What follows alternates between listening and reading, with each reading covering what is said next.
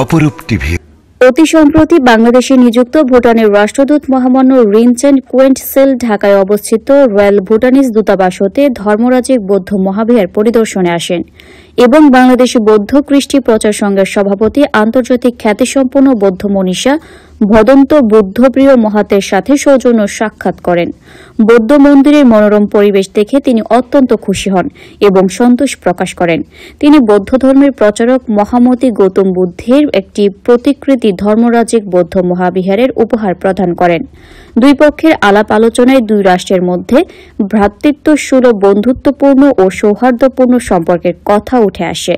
সৌজন্য সাক্ষাতে কৃষ্টি প্রচার সংঘের সহসভাপতি ভদন্ত স্বরূপানন্দ থের যুগ্ম মহাসচিব অধ্যক্ষ অনুপম বড়ুয়া সহ প্রমুখ নেতৃবৃন্দ উপস্থিত ছিলেন। অপরূপ টিভি অনলাইন।